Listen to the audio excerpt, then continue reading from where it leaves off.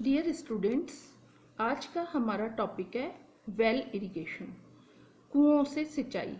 आप कुओं से सिंचाई के बारे में परिचित हैं, लेकिन आज हम यहाँ पे इसके टेक्निकल एस्पेक्ट्स के बारे में पढ़ेंगे।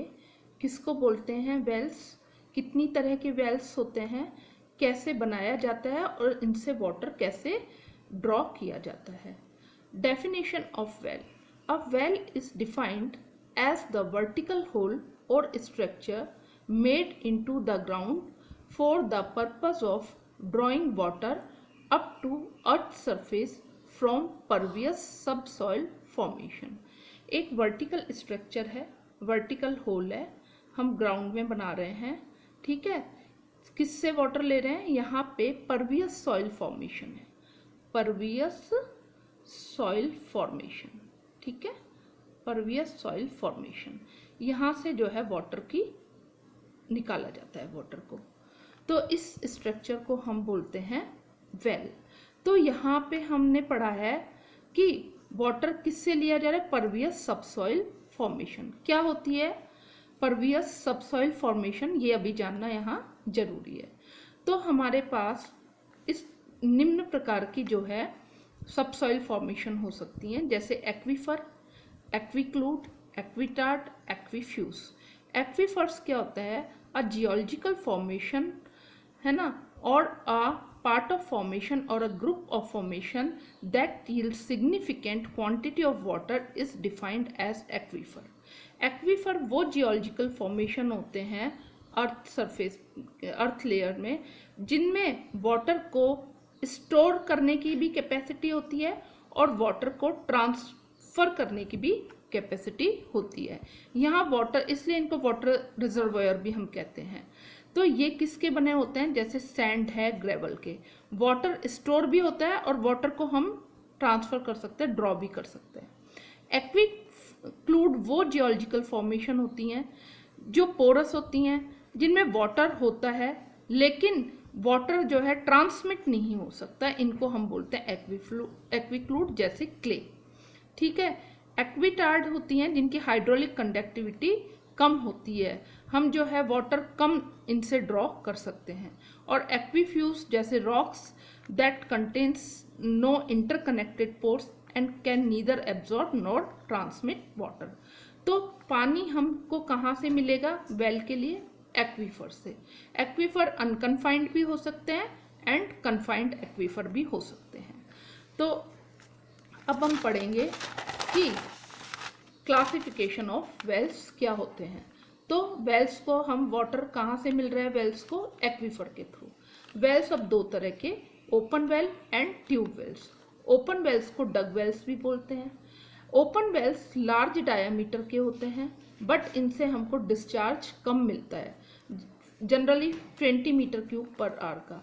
बहुत प्लानिंग के साथ अगर हम बनाएं तो ज़्यादा जो है डिस्चार्ज भी मिल सकता है, 200 to 300 meter cube per hour के, बट जनरली जो है कम डिस्चार्ज हमको ओपन वेल से मिलता है। इनका डायामीटर 1 से 10 मीटर हो सकता है, डेप्थ 2 से 10 मीटर हो सकती है।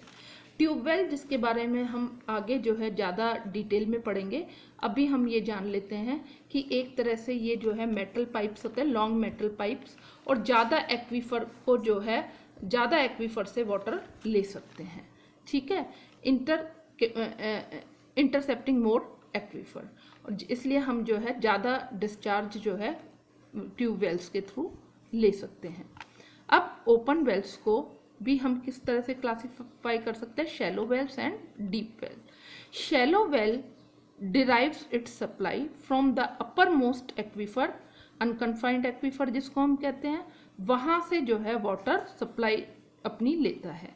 ठीक है, फ्लो जो है ग्रेविटेशनल फ्लो के थ्रू। और deep well is one which is taken into the aquifer up to first impervious layer, जो जिसको हम मोटा लेयर भी कह सकते हैं। ठीक है, ये जो मोटा लेयर होती है, इम्परवियस लेयर होती है, ये किसकी बनी हुई होती है? Clay, compacted and cemented sand और अदर हार्ड मटेरियल। ओके, तो जैसे हम शैलो वेल और डीप वेल को अगर समझें तो इस डायग्राम के थ्रू समझ सकते हैं।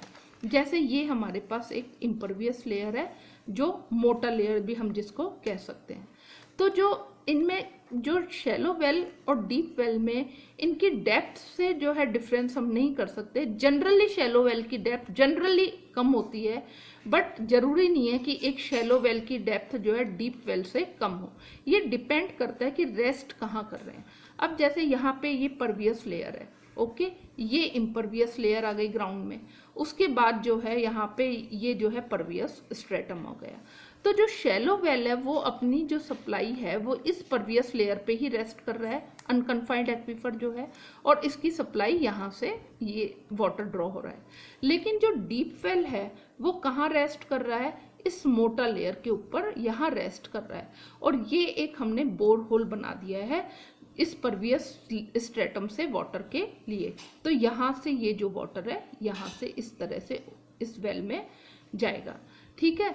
तो इनका जो डिफरेंस है वो है कि ये कहाँ रेस्ट कर रहे हैं, ये जो है परवियस लेयर में, ये इम्परवियस ये जो लेयर है यहाँ पे रेस्ट कर रहे हैं। तो ये फर्क है शैलो वेल और डीप वेल में। इसके बाद वेल्स जो है इनकी लाइनिंग के अकॉर्डिंग भी हम क्लासीफाई कर सकते हैं, जैसे वेल विद इम्परवियस लाइनिंग और वेल विद परवियस लाइनिंग। की लाइनिंग हमने जो है इम्परवियस है जो बिना छेद के है, या परवियस है जिसमें हमने जो है छिद्र भी अलाउ किए हुए हैं। तो जो इम्परवियस है जिसकी जो मसनरी है वो brick masonry, stone masonry with mortar मतलब बाइंडिंग मटेरियल से हमने की हुई है, ठीक है। तो ये जो है स्टेबल टाइप के होते हैं, और ब्रिक और स्टोन मसनरी यूजिंग बाइंडर्स जो है हम इसमें यूज करते हैं। कहाँ बनाए जाते हैं, in regions where alluvial soil formation is available. Alluvial soil जहाँ है वहाँ हम इनको ज़्यादातर बनाते हैं। इनकी जो डेप्थ है वो डीपर जो परवियस वेल है उनसे ज़्यादा होती है, अप टू 30 मीटर तक जो है इम्परवियस लाइनिंग को यूज़ करके वेल्स बनाए जा सकते हैं। और लाइनिंग की थिकनेस होती है 0.3 to 0.7 मीटर, बट ये डिपेंड करता है कि डेप्थ कितनी है वेल की और मसनरी कैसी यूज़ कर रहे हैं। तो इस डायग्राम में ये देखिए, ये इम्परवियस लाइनिंग है, मतलब लाइनिंग है ब्रिक और स्टोन की विथ बाइंडर्स मोर्टर यूज़ करके हमने जो है पक्की लाइनिंग बनाई हुई है इसको। और जो है ये यहाँ से बोर होल बना रखा है, और ये यहाँ से जो है वाटर बियरिंग जो स्ट्रेटा है, वाटर बियरिंग स्ट्रेटा, यहाँ से जो है ये वाटर सप्लाई ले रहा है। इसके बाद है वेल्स विथ परवियस लाइनिंग। तो वेल जो परवियस लाइनिंग से हमने जो वेल्स बनाए हैं उसमें जो मसनरी है उसमें हम बाइंडिंग मटेरियल को यूज़ नहीं करते, सिर्फ ड्राई मसनरी, स्टोन भी मसनरी भी हो सकती है और ब्रिक मसनरी, इनको यूज़ करके जो है हम क्या बनाते हैं, वेल्स विथ परवियस लाइनिंग। तो ये जो वाटर है परवियस लाइनिंग में, यहाँ से जो है ये soil bearing water bearing strata है, तो यहाँ से जो है वाटर ड्रॉ हो सकता है। कभी कभी जो है यहाँ पे सैंड पार्टिकल्स भी आ जाते हैं, तो इसके कारण यहाँ होलो फॉर्मेशन हो जाता है। इसलिए होलो फॉर्मेशन को प्रिवेंट करने के लिए हम यहाँ पे ब्रिक बैट्स लगा देते हैं। और फ्लो यहाँ पे जो है वो यहाँ नीचे से नहीं हो रहा होता है, इसलिए यहाँ पे जो है हम प्लग लगा देते हैं, ठीक है।